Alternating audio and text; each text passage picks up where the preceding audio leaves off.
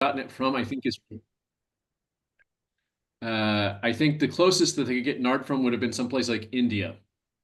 So when Mary breaks open this container of nard, of expensive oil, and pours it out on Jesus' feet, um, she is bringing him into contact with cultures very different than the ones that were actually in the Middle East at the time, which is, I think, a good thing for us to note in at least a couple of ways. The first is that we ourselves are coming in contact with cultures, even in this Zoom, that are far away from us, to have friends and colleagues on different continents than we are, and to be reminded that this is not a new phenomenon, but an old one, especially at a point when so many international connections seem to be breaking down rather than building up.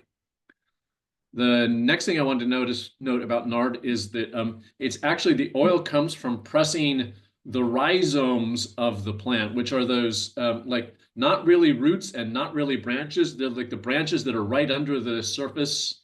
And so they are the things that are chiefly responsible for, for the plant to kind of reaching out and making connections. And the idea that I wanted to highlight there is that we have to pay attention to the connections that sit below surfaces in the middle of times when things are tense and sometimes crazy. I know that a lot of us in the US are looking at things like stock markets and thinking things are going crazy. I also know that we're looking at international relations and deeply troubled by the sundering or the breaking down of some of those relations. And there, I wonder if we take a little bit of lesson from the spikenard tree and recognize that our growth and connections happen not above the surface, but below the surface. But the below the surface stuff is for real connecting. The last thing I wanted to note about this passage, or this about nard, is that the smell of nard oil is very, very fragrant and very, very powerful. To break open and pour out a pound of nard is a lot of oil, a lot of nard, kind of enough to like clear out the house. So smelly is it. Um, and maybe that serves as a bit of a cautionary tale for us going forward, because the odors we create, even in our local contexts, will disperse, will spread widely, much as the scent of nard did at the point when Mary broke open the jar and anointed Jesus' feet. So we have a special kind of obligation that comes from the nard to think about what kind of odor we are making in the world, recognizing that the smell that we create in one space will extend to other spaces as well. So that's my brief kind of devotional right now, is just to pay attention to the nard. Pay attention to what it means that nard is international and comes from other places and connects people across cultures. To pay attention to the fact that the way nard grows is beneath the surface in building out connections, and to pay attention that nard is really smelly, and we have to be careful about the odors that we produce going forward, which is why to have to this day as a topic the question about how to engage in civil discourse, in discourse that attends to political issues without being divisive, is so vital for us, and why we're so fortunate to have Petter and James helping us think about that. And so I'm going to offer a prayer about our own divisiveness, and then make a couple of announcements, and then turn it over to Petter Slama to make an introduction. So let us pray. Lord, we are a contentious people.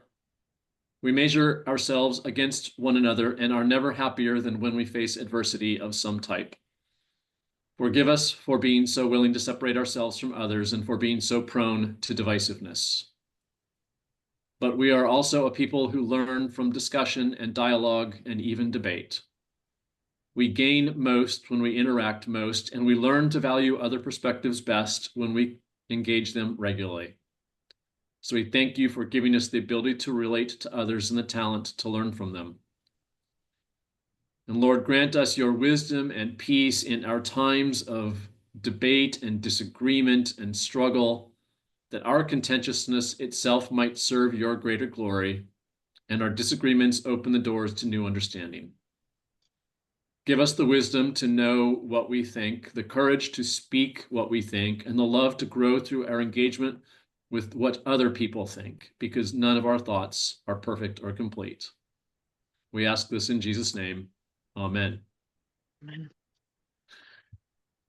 So it's great to see all of you. I just want to make a couple of quick announcements so we can really get to the heart of our program. And the first announcement I want to make is about something that is happening just over a year from now, May 3rd through May 6th in 2026. We are going to have our next international gathering. It will be in Pittsburgh, Pennsylvania, partly on the campus of Pittsburgh Theological Seminary. And Allison Peters, who is kind of our closest rep to Pittsburgh, is already doing great work in starting to get us organized for that. You will see more announcements and information about that, but for now, the most important thing we can all do is put it on our calendars.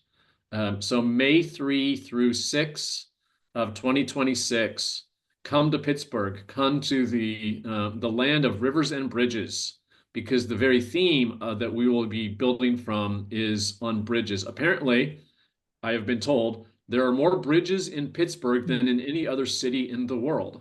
So we'll be thinking about the things that connect us, the bridges that build us. So that's the first announcement.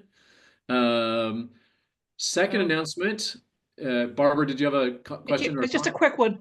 Pittsburgh is a city of 3 rivers. That's why it has so many bridges. Yeah. And one of them has been flooding right now. So yeah, in fact, there's a big stadium we may all go to go see a baseball game called Three River Stadium. So it's right there. The next announcement is that part of what we are doing right now, between now and then, is continuing to build out the network. If you know of churches, whether in the Czech Republic or in the United States, that are interested in partnering with churches in the other country, let us know and we can start to build up some connections because our partnership becomes richer when we have more churches engaged. We also wanted to express appreciation for those who worked on the Lenten devotional, not to mention those who worked on the Advent devotional that we've already had. And then finally, a last announcement as we head today into a conversation about public engagement and civility and during times of discord. If you have topics that you would like to see this group discuss, let us know. Let Pederslama or me or Betty McGinnis or others in the leadership know, and we'll work to get them in place and to create space for them. We've been planning this one for a while because we've watched, especially the politics in the US, be really kind of discordant. But we also know how complicated politics have been in the Czech Republic over the last several years. So this one came out of a sense that we need to talk about this. But future ones can also come out of a sense of kind of things that are going on that we need to talk about. So those are my announcements. And I probably should have introduced myself. I'm Mark Douglas. I teach ethics at Columbia Seminary in Atlanta, Georgia. And I've been a part of this group for quite a while, and it's great to see so many friends' faces here. With that, I'll turn it over to Pederslama to introduce himself, because he'll do it on the front end rather than the back end, and then introduce one of our featured speakers. Mark, thank you for the devotion. I will remember about the facts about NART. I've never heard, and I could almost feel the NART while you were speaking. Welcome everybody who joined later. My name is Pederslama. I teach the Old Testament Charles University here, but don't worry, it won't be about Old Testament this afternoon. It is my pleasure to introduce our first speaker, Professor Petr Kratochvíl, who is a senior researcher at the Institute of International Relations, and which is an independent public research institution established by the government, by the Ministry of Foreign Affairs Czech Republic. Petr also lectures at Sciences Po, an international research university in Paris, and at the Metropolitan University in Prague, which is a private school in Prague. He studied international political sciences at the University of Economics in Prague, then additionally international relations at the Faculty of Social Sciences, and also theology of Christian traditions at the Protestant Theology Faculty of Charles. Since 2016, Petr was appointed as a full professor at Charles University. He was also, in the past, he was the chairman of the academic council of his Institute of International Relations, later the deputy director, and for a certain time, even the director of it. He cooperates with a number of Czech and international academic institutions. His research work focuses primarily on religion, of world politics, particularly the role of Christianity in global affairs. And I should also mention probably that he is a member of the governing board of Conference of European Churches. Just to mention two of his recent publications, I would start with 2024 appeared in Routledge with Geopolitics of Global Catholicism, Politics, Religion, Space, Time. And a year before, together with Mila O'Sullivan, he published an article, A War Like No Other, Russia's Invasion of Ukraine as a War on Gender Order, appeared in European Security. So I'm very happy that Petr agreed to have a talk this afternoon. Petr, the floor is yours. Thank you, Mark and Peter, for the great introductions. It's a pleasure to be here and a pleasure to speak to you on a topic that is that I passionately care about, religion and politics, an issue that has been central for me in my professional career, but which is also increasingly important to me as a Christian and a human being, as probably for all of us. I'll start sharing my presentation if I succeed. Hold disabled participant screen sharing. So Peter, you have to make me co-host again, I think. Yeah, I think it works now. No. Yeah, it works. Okay, perfect. You can see my presentation, right? Yes. Perfect. Good. Thank you. I'll just have two brief introductory remarks. The first is that I'm professor of politics and international relations primarily, so my focus will be more on the political side of the situation in the Czech Republic and in Central Europe. And so I'm sure that James will then complement my talk with a Christian ethics perspective. So I hope that, you know, the two perspectives will sort of enter into dialogue later on in the when we discuss those things in the groups.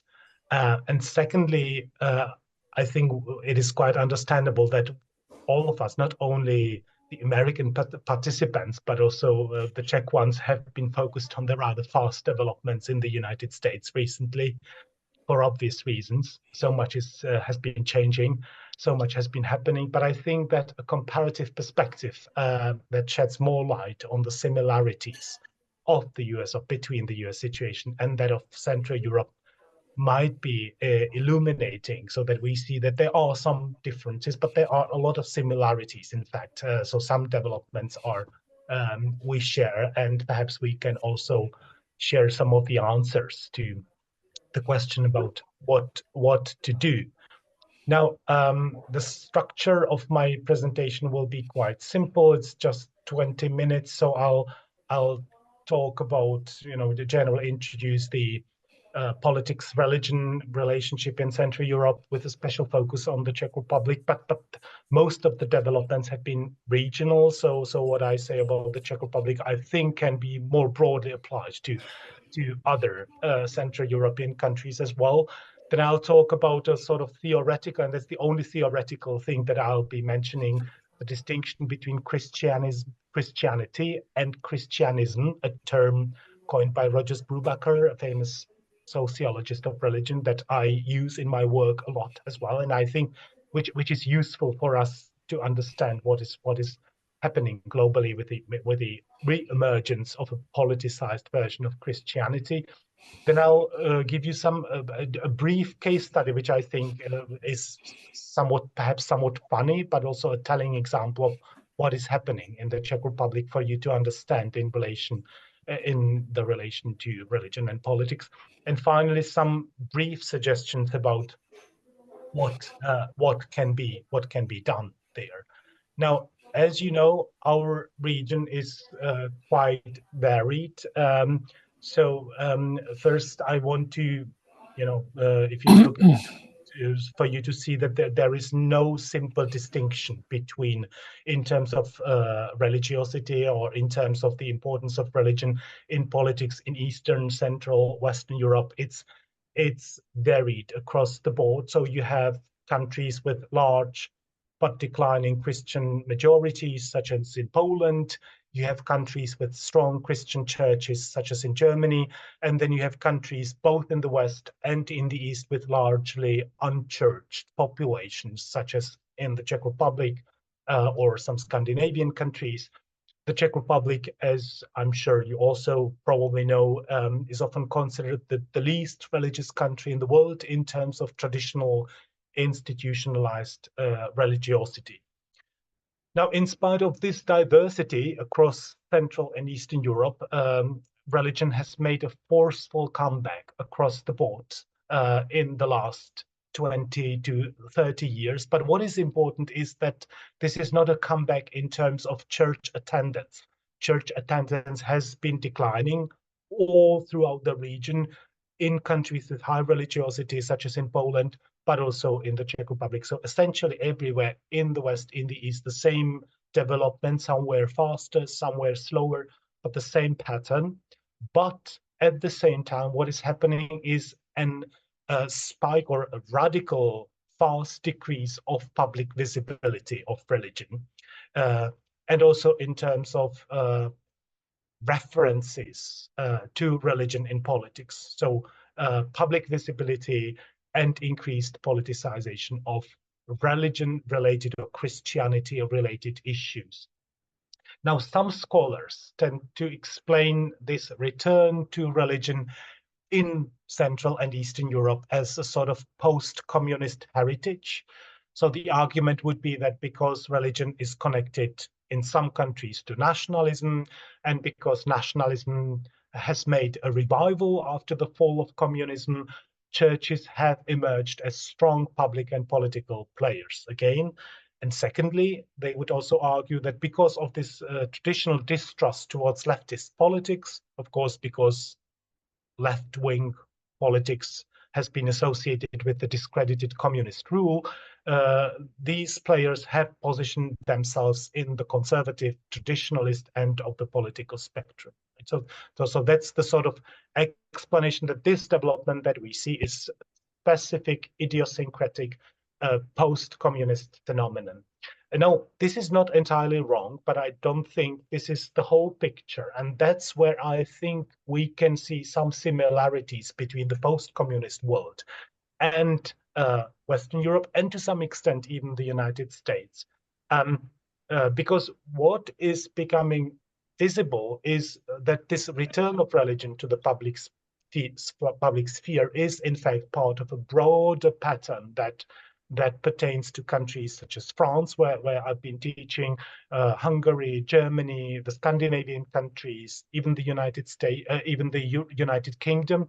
We are publishing in a couple of weeks, in fact, a book which is called the Many Faces of Christianism in Europe. And we show on comparative case studies that we see a lot of similarities across the former Iron Curtain between the West and the East of the continent. Now, in this context, what I find quite interesting or quite useful is the distinction between Christianity and what I, following some other scholars, call Christianism. So Christianism is usually defined as a form of cultural Christianity that is often entirely detached from the faith in Christ, and instead stresses the questions of belonging and identity, and of course questions of political exclusion. So it's not only a question of who belongs to our community, but also who does not, who should be excluded, who is not a member of the community. So a culturalized version of Christianity, which skillfully decouples Christianity from actual Christian faith, while not necessarily denying it. And so that means that Christianist, I'm not typically, I don't like talking about Christian nationalism or Christian populism. I like to call it Christianist populism or Christianist nationalism, because this can then thrive in a religious context, so in countries like Poland, but also in a highly secular one, like in the Czech Republic. So because it's interpreted as a cultural issue, we have to defend our Christian civilization. It can work even in contexts where people don't really care about Jesus, or where people don't really go to church. And to just, give you an example, Prime Minister of Hungary, Viktor Orban, who is typically seen as the leader of this Christianist understanding of Christianity. Just to give you a brief quote, Viktor Orban claims, quote, "The essence of Christianity is not how many people go to church or whether people pray with true devotion. Culture is the reality of everyday life, how we speak, how we behave. That's Christianity," right? So it's a clear decoupling from, and it's really about, he then continues saying, so Christians are those who defend Christian civilization from its enemies, not those who go to church. And this is the reason why we see such a huge growth of popularity of this understanding of Christianity or Christianism in our region, without, in fact, any increase in the number of people who go to church or who even identify with Christianity in the narrow, so strong sense of the word. Now, the defenders of this understanding will then, because this kind of Christianism can then easily be tapped by populists who frame their position as the defense of normalcy, as the defense of common sense. I remember when I was listening to the inauguration speech of the second one of Donald Trump, right?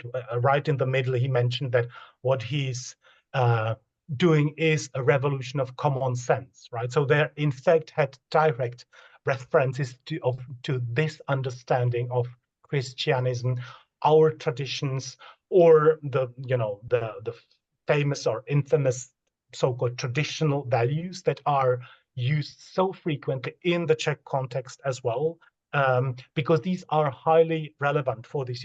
They create this bridge between this cultural version of Christianity and politics.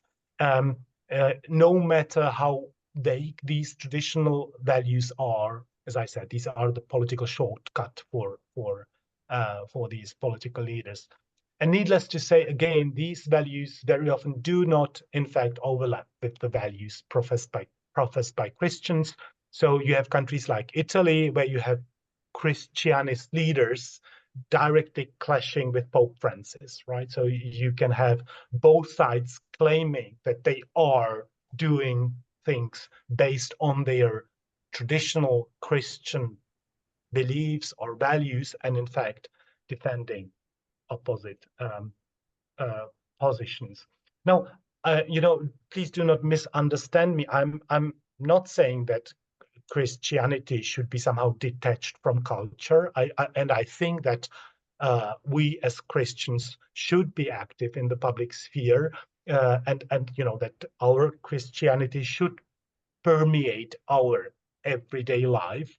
But I think that the devil there is hidden in the detail. So, when Orban, for instance, says that Christianity lies in the way we behave to one another. The real question for me is, whom do we have in mind when we say one another, right? Who is included in this community? How is our community defined? How exclusive it is? Is are only Christian, culturally Christian, Hungarians, Czechs, Poles, Americans included? Are migrants, refugees also included? Is the LGBTQ community included in that community or not? And there, of course, you have the answer. Now, the Czech Republic is a fascinating case because, as I said, perhaps the most secular in some aspects, the most secularized country in the world, where only a tiny share of people go to church on a regular basis. And yet, Christianism has made a forceful comeback here. We have national pilgrimages that did not exist 30 years ago. We have these pilgrimages broadcast by the public TV. Top politicians, including the prime minister, the president, attending those pilgrimages. And that's the same pilgrimages where we regularly hear in sermons attacks against migrants, refugees, where Islam is described as the great evil. Now, so, but still, you might argue that this is a tiny, or not so tiny, but still a minority of people who attend these pilgrimages. But my argument is, in fact, that Christianism is sort of capable of encompassing others as well, because it is defined as cultural. And here, to just make my presentation a bit more practical or relatable, I want to give you an example, a little case that I find a bit funny, but also illuminating about a thing that happened a couple of years in the Czech Republic and was a sort of public scandal related or caused by the German retail chain Lidl. I think I checked on Wikipedia. It is probably present in the United States as well. So yes, so it is. So you know it. And this chain is quite popular in the Czech Republic as well, and it sort of organizes themed weeks where they sell, focus on various national regional cuisines. So they have an Italian week and a French week and even an American, British, Oriental week, etc., where they, special sales of related food products, and these are advertised on such leaflets as you see here. So when they were promoting their Greek week a couple of years ago, they used these pictures of these typical Greek churches on an island, etc. But some consumers noted that the crosses, as you can see, the crosses were missing from the churches on the promotional materials. Right? And you might say, well, this is such a minor issue, probably done something at the German headquarters, so not even caused by anybody in the Czech Republic. But the reaction in the Czech Republic was incredibly strong. Even marketing experts were surprised how emotional the reaction was. The story circulated in social media for a number of weeks. It was even taken up by both so-called alternative media and the mainstream press. Then the Archbishop of Prague complained that this is the beginning of new totalitarianism imposed on us by Germans, obviously, because of the historical collective memory, sort of still fear of Germany in some parts of the population. And again, it was widely discussed and framed as an attack on a Czech culture, right? Even though it was Greek churches, even though it was not related to Czech Republic in any case, it was an attack on Czech culture. The most widely read Czech tabloid summed up the cardinal's message exactly in this way. They erase the crosses. They are attacking, and I'm quoting, they are attacking our culture, and they aim to destroy human civilization, right? The Minister of Agriculture called for boycott of the supermarket chain, and again framed it in terms of identity politics. And the leader of the far right in the Czech Republic claimed, and now I quote again, this is the new European totalitarian system, and the result will be a Muslim Europe in which Christians will be discriminated against. So again, what I'm trying to say with this case is that what we see here is a polarization along cultural lines, right? It starts with something seemingly Christian, but then it goes into defining who our enemy is. It is either the European Union or Germany or Muslim migrants.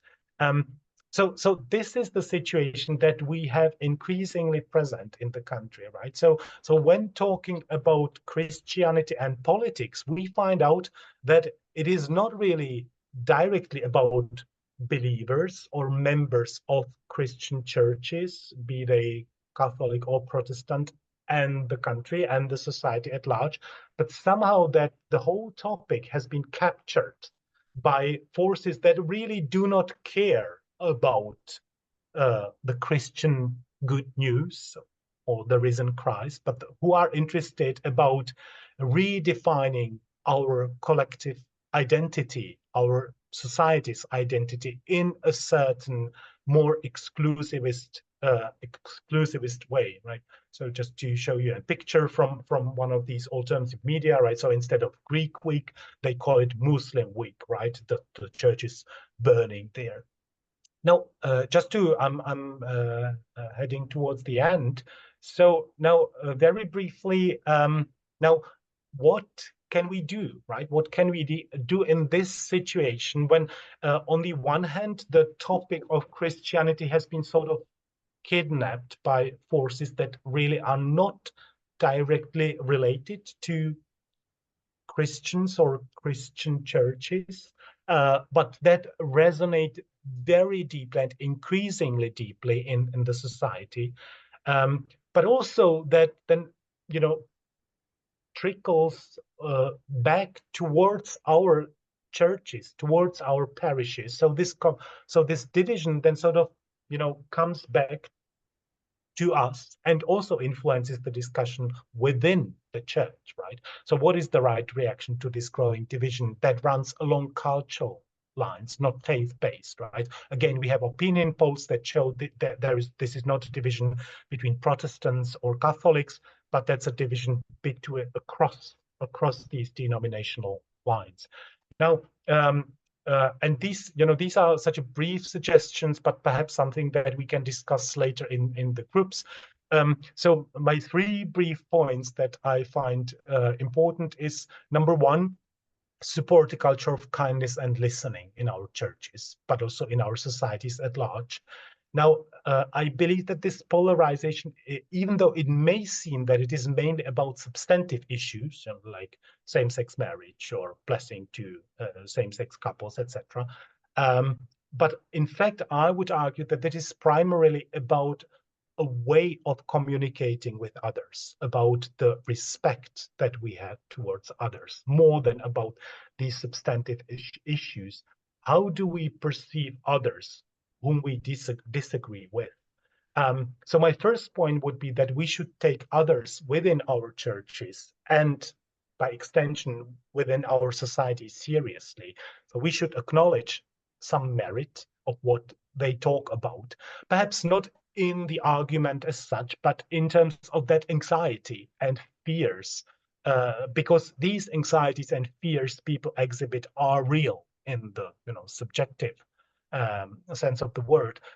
In political science, it is sometimes called ontological anxiety, right? So it's an anxiety about our identity, personal, gender-related, national, civilizational, and the feeling that it is somehow threatened.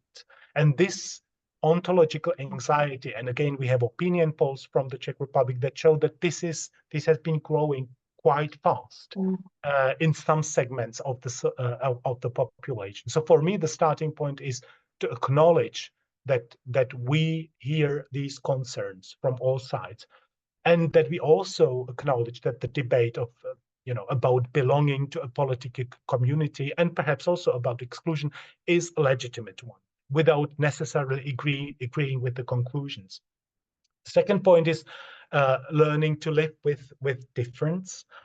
Listening is important, but still, I think conflict and disagreement is an essential feature of our society. I'm not in favor of those theories that somehow believe that we can, by rational discussion, entirely erase disagreement and conflict from even from our churches, at least not on this plane of existence.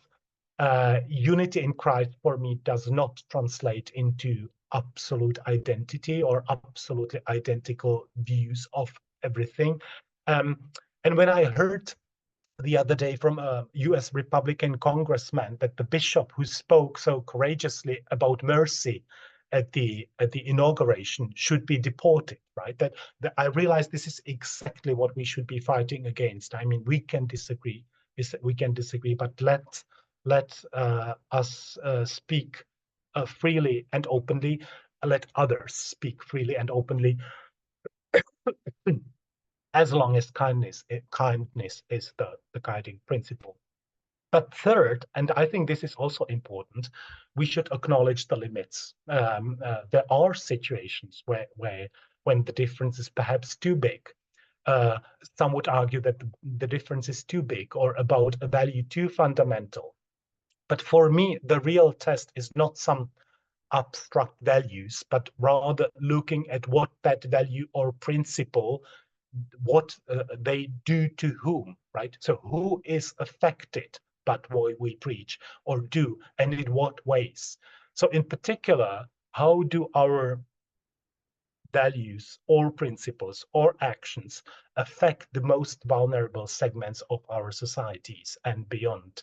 Refugees, minorities, the economically exploited, even animals and plants, the very planet we live on, the climate. That is the real test for me, not the words used, not the abstract traditional values, but the impact they have. So you will know them by their fruits. And I believe this applies not only to the results, but also to the motivations.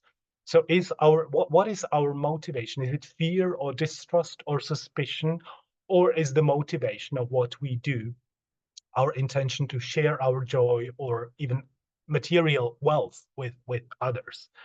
And in cases like the one I mentioned above, when Christianity is used to spread fear of the other or to close ourselves off nationally or in our local communities, I believe it is legitimate to say no to that. I think it is legitimate to speak out against the misuse of Christianity in the public sphere that we hear so often in the Czech Republic and elsewhere as well. And I want to, to conclude on a more hopeful note. So for me, this is not just about resistance, and I understand that under the current situation, we often think about how to resist, how to defend ourselves, negatively defined, but also about resilience, about communities of hopeful resilience, our ability to live with difference, to resist external pressure, but also to accommodate and develop and to adapt. Of course, times are hard, but I'm strongly convinced that that also means that what we do matters more at the present moment than at other times. And when I was writing this talk a couple of days ago, or these notes, I looked out of my window, and you see the picture of what I saw from my window. My blossoming garden and green finches in the bushes and a dove sitting there. Perhaps you can see it in the middle of the picture. And I realized that there are greater forces at work than those trying to make us afraid and divided. So let me finish with the words of one of my favorite medieval mystics, Julian of Norwich, who had a vision of God talking to her, which she described as follows. See, I am God. See, I do all things. See, I lift never mine hands of my works, nor ever shall without end. See, I lead all things to the end I ordained, by the same might, wisdom, and love, whereby I made it. How should anything be amiss? And she concludes, all shall be well, and all shall be well, and all manner of things shall be well. Thank you. Peter Kratochvíl, thank you very much for your lecture and for this outcome. And switch now to Mark to use his. Yes, Petter, thank you very much for something that was thoughtful and hopeful and deep at the same time. Much appreciated. And I'm glad that James Davis is my good friend, because I think you've given him a hard act to follow. So that said, let me introduce James Davis. James is the George Adams Ellis Professor of Liberal Arts and Professor of Religion at Middlebury College, where he has been since 2001. For those in the Czech Republic, Middlebury College is one of the elite undergraduate colleges in North America. It's up in the very northeast tip in Vermont. And James has been laboring there faithfully and productively now for almost 25 years. James and I have known each other for longer than that, because we were both at the University of Virginia, where we did our doctorates at the same time. And like me, James is also a Presbyterian minister. In fact, James was off preaching this morning at a small church that he is serving right now. James has had as his focus for his career thinking about the intersections of American history, American politics, American Christianity, and public life. And that shows up in some of the remarkable texts that he has written.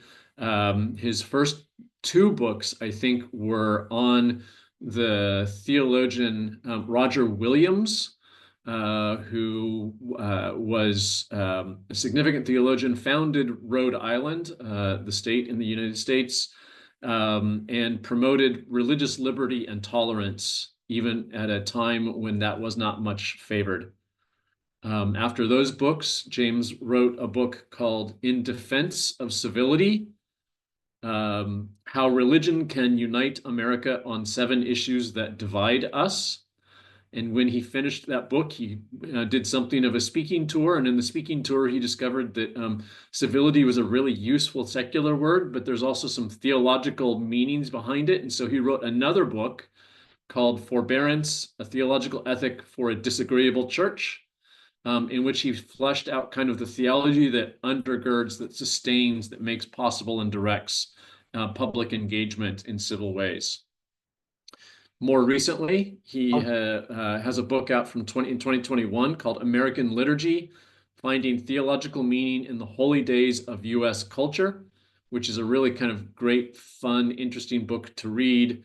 And he is just, and we're going to celebrate this tonight, because I'm actually up in Middlebury with James to do some speaking at Middlebury College tomorrow and Tuesday. But he has a new manuscript that he has just submitted on John Witherspoon, the Presbyterian theologian and statesman who significantly influenced really a lot of the founding documents and founding fathers of the U.S. So when we decided the topic was going to be on kind of how to engage in disagreeable and contentious times, I could think of nobody better than my old friend, James Davis, and I'm delighted that he is here with us now, and I'll turn it over to him. Thank you, Mark. Give me a second. It's been a little while, folks, actually, since I've had to do Zoom and screen sharing and multiple screens, so let me make sure I get this right.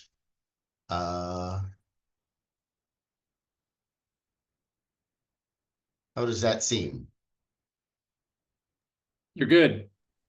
Am I good? I'm going to get Yep. rid of, I'm afraid you're seeing that, so I'm going to get rid of, okay. Otherwise, that looks good, Mark? Looks great.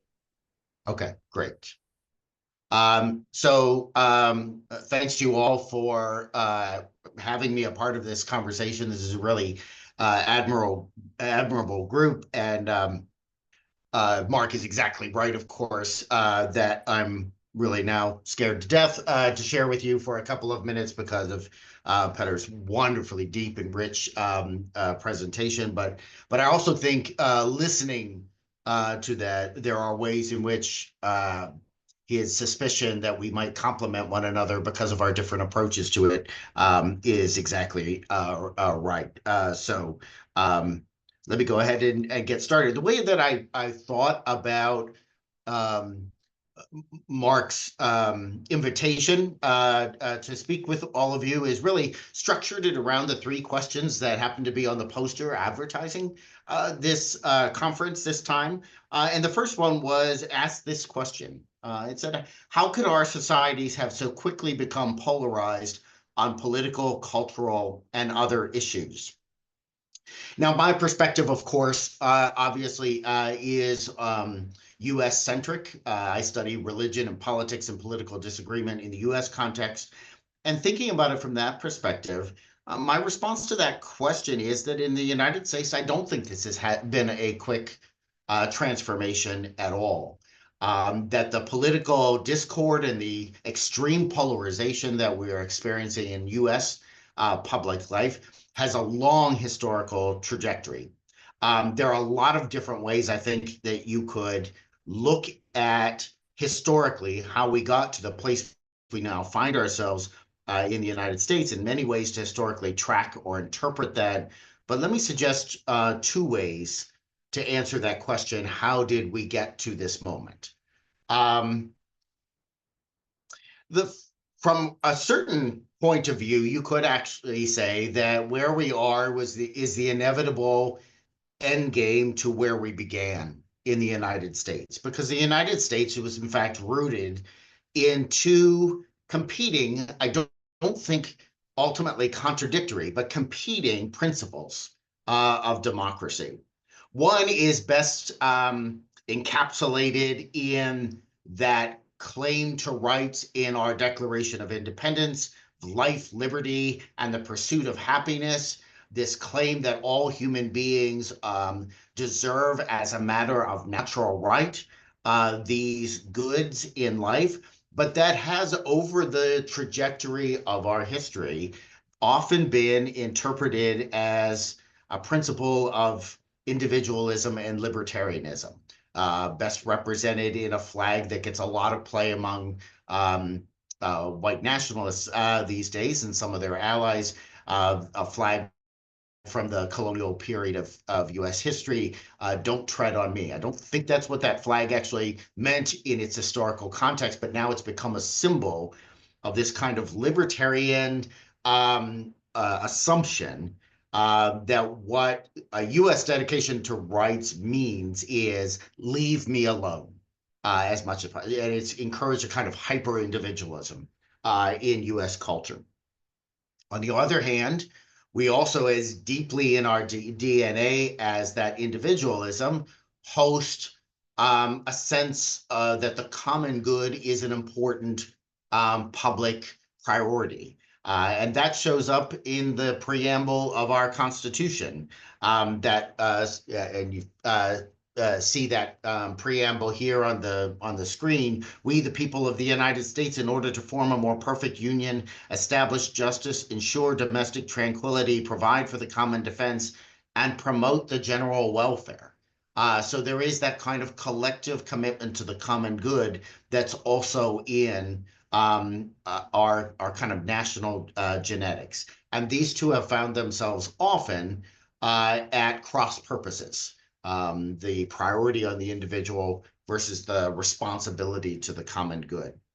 So from one historical perspective, I would say that what the divisiveness and the polarization that we're experiencing in our time in this country is, if not inevitable, is an unsurprising development from that tension that goes the whole way down in US political history. I think you can also look at it historically, but more recently, by saying that our current circumstances are the byproduct of a devolution in American politics that's been going on for about 60 years or so. The civil disruption that was caused by freedom movements in the 1960s, and the backlash to what was perceived by their opponents as chaos, as a threat to social order, as a threat to power, white male power, I think is not a bad place to start tracing the modern history of our political moment. In the 1970s, late 1960s, 1970s, the U.S. involvement in the Vietnam War, President Nixon's proximity to corruption in his presidential administration, I think encouraged a distrust of government that was profound and that settled in deeply in the American psyche. In the 1980s, President Reagan taught Americans pretty effectively of both parties to see government as not a solution to the problem, but the problem itself. And he famously argued just that point in his first inaugural address, and that allergy to aggressive or elaborate government and governmental service really set in, not only became the mantra of Republicans, at least for a couple of decades, but eventually became Democrats in this country became convinced that their only way to electoral success was to mimic that minimization of government in a way that was a complete about-face from our history, say, around the New Deal and the Great Society and the war on poverty and these aggressive social programs for the common good that we saw in the US in the 1930s, 40s, 50s, and 60s. In the 1990s, President Clinton's affairs, pun intended, really I think led to a popular distrust in the assumption of moral integrity on the part of political leadership, in particular presidential leadership. And in fact, both President Clinton's behavior and his own party's defense of that behavior set the precedent for detaching moral integrity from a prerequisite for presidential leadership. Democrats were in the 1990s arguing very much what Republicans were arguing in the from 2015-16 on, that someone can be an effective president and still be a moral scoundrel. And so it's an argument that has come across and is one of the few things that seems to unite the parties in American politics today. The devolution of politics continued in the 1990s, not only with the moral messiness around President Clinton, but also the increasing pushback against his administration by Republicans led by Newt Gingrich, who really led the insistence that politics should not be an art of compromise, but instead should be seen as a no-holds-barred, winner-takes-all crusade for one's party and position. And so in the 1990s, the title fight between Newt Gingrich's contract with America and Bill Clinton's presidential administrations, I think transformed any semblance of cooperation in American politics to a political setting in which cooperation was seen as a profound weakness and a recipe for defeat. President Obama represented a cultural transformation in this country. He was, in fact, the first Black president in US history, and the symbolism and the reality of a Black president in the White House was something very hard to swallow among many white Americans, white Christian Americans, and that simmering resentment of this symbol of Black leadership and Black equality, I think, clearly fed the rebound that catapulted President Trump to his first administration. And then, of course, President Trump, one of his major contributions to American politics has been the legitimization of incivility in American politics. American politics has always been uncivil, or at least prone to incivility. But there's always been in American politics this aspiration for something better, and that aspiration has worked kind of like a Niebuhrian ethic of love. It's not something we were ever able to perfectly accomplish, but it stood outside of our political reality as a kind of ideal that by which we measured ourselves and by which we could claim that participants in political discourse and decision making were within or beyond the bounds of appropriate behavior. President Trump blew that ideal, that aspiration, that litmus test for appropriate behavior out of the water. But in doing so, he was building on, I think, these successive decades of devolution in our political ethos in this country. Like I said, it would be naive to think that there was some kind of consensus on conventions or even a commitment, convictions or even a commitment to civility in this country. But we've seen in the last 60 years the minimization, the eradication of even a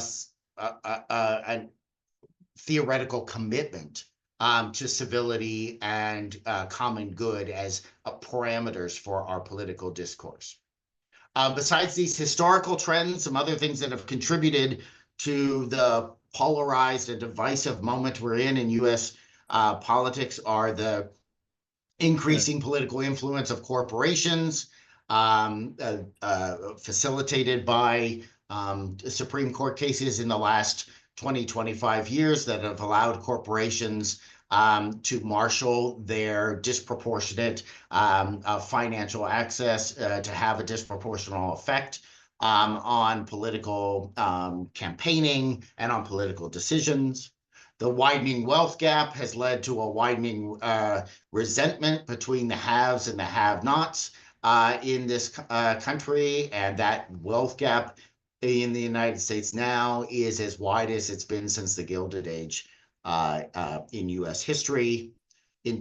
Related to that, entrenched white poverty has also fed a certain amount of political and social and cultural resentment that then has fed the campaigns, for instance, of Donald Trump and the MAGA movement. Hand in hand with that is also the way that in which both Republicans and Democrats have retreated from overt labor protections. Republicans looking to undo those labor protections, and Democrats really failing consistently to celebrate and to publicize the ways in which they've actually tried to politically reinforce labor protections.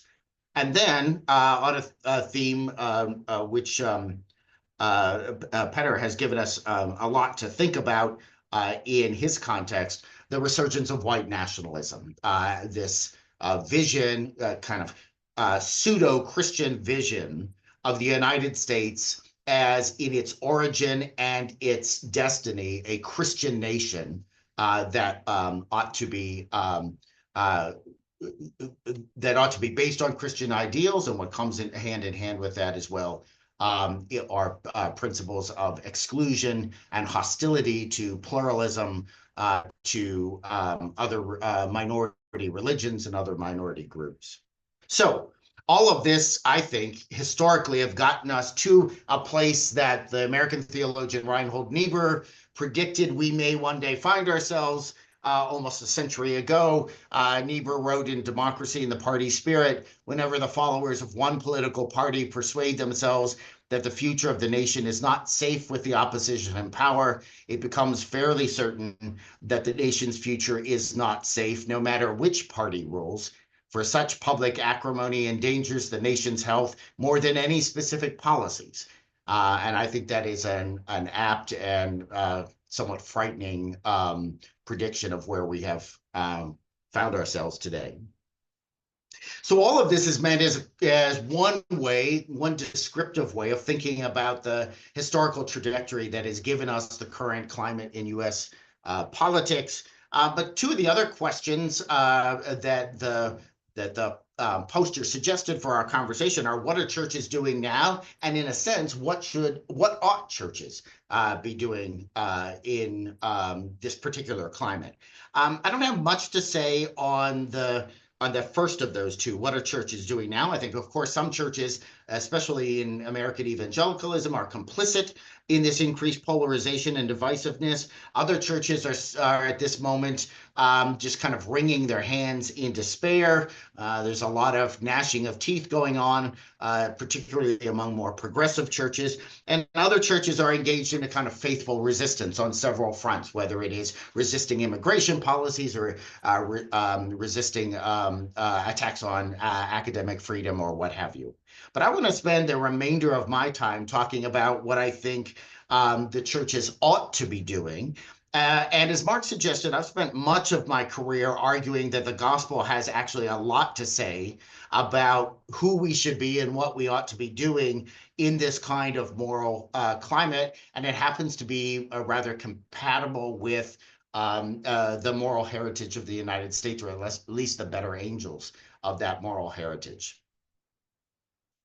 So I skipped ahead a little bit, double clicked. I want to suggest that what we in Christian churches ought to be doing, can be doing, is contributing to a rediscovery of the virtues of civility as an aspiration for public life. I'm among those who argue that healthy pluralistic democracy depends not just on institutional structures, not just on agnostic commitments to the good, but the intentional cultivation of habits and virtues that underwrite pluralistic democratic society. These are attitudes and practices that constitute, in a sense, the rules of the game for democracy in difference. What I call in my work civility. First things first, civility, despite its connotation, by civility, I do not mean kind of artificial niceness or politeness. I do not mean the minimization of difference or disagreement, the kind of let's just all get along mentality that band-aids over, that obscures the real differences that we hold in a pluralistic society. Instead of a denial of difference, what I'm arguing is that civility is the character in which we navigate our differences and disagreement. For me, civility includes things like a humility in perspective, recognizing that we don't know everything, and there might be something for us to learn in engagement with others, especially others who see the world differently than we do. A commitment to dialogue and to the long haul of dialogue, integrity in self-representation and the representation of others, and a kind of basic respect for other participants in society. For me, these are the fundamental character traits of citizens and leaders on which pluralistic democracy depends for its health. Just as a matter of contrast, there's a movement, at least in US discourse, called deliberative democracy. It may have analogs beyond that. And two thinkers who have been active in the deliberative democracy movement, Amy Gutman and Dennis Thompson, argue for something very similar to what I'm describing here, but they identify the basic principles of deliberative democracy, or what I'm calling civility, as commitment to fair terms of social cooperation, open public justification of political actions and political information, accountability to provide good reasons for political positions and decision making. So it's a very similar a set of attitudes and practices, an openness, of basic respect for others in the political project, that even while we disagree and even while we acknowledge sometimes serious differences in identity or moral or political outlooks, we engage with one another as equal participants in the same political project. Now, I think if that's the aspiration for a more healthy, pluralistic democracy, I think churches can play a role in that, in what Gutman and Thompson call intermediary institutions. So virtue theorists talk all the time about how virtues or character traits require practice to be habituated, and they require practice in communities of virtue, because it's in community that we encourage one another and keep one another accountable to the virtuous life. In a similar vein, Gutman and Thompson are arguing that what we need in a pluralistic democratic society is intermediary institutions where people, these are sub-communities, where people can learn the virtues that make them not only good participants in those sub-communities, but then get moved up and make people good public citizens, good political citizens. I want to argue that churches can serve as one of those kinds of schools of civility. And they can do so because many of the norms and values that I would identify with civility and therefore healthy democratic society are also Christian virtues. They're the virtues of being the body of Christ. And so, as Mark suggested, shameless book cover plug, as Mark suggested, some of my work has been thinking about these same virtues that I attribute to healthy political society within the Christian context. How do they make for good Christian community?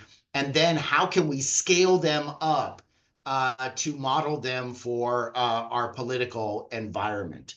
And I call this Christian version of these virtues forbearance.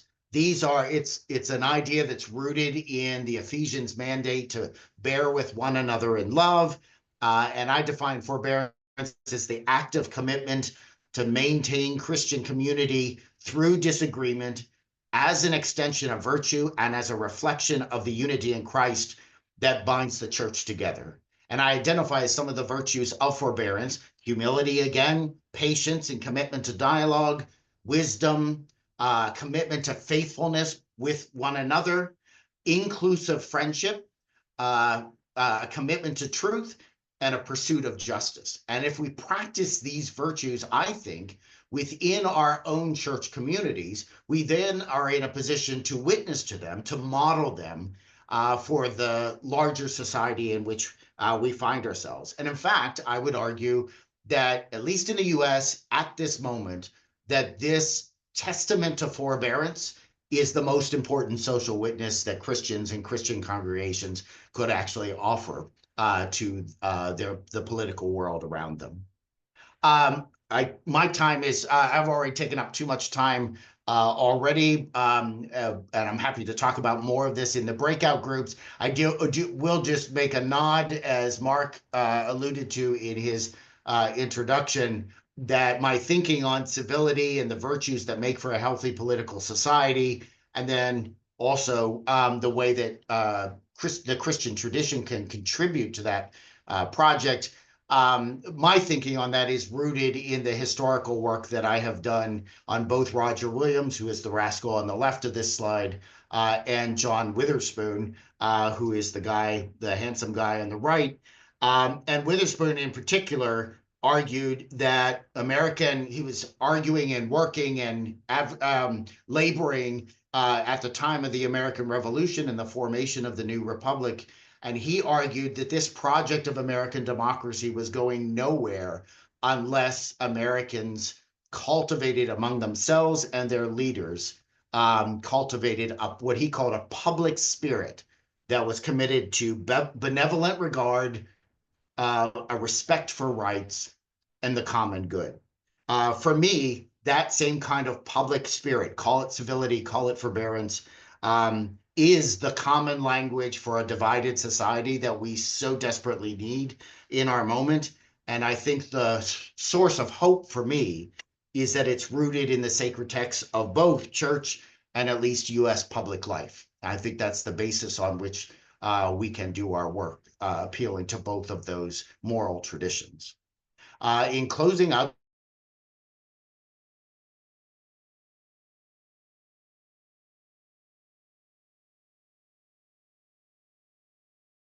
just offer a couple of questions think are vital navigating our differences together, character and unity, talking about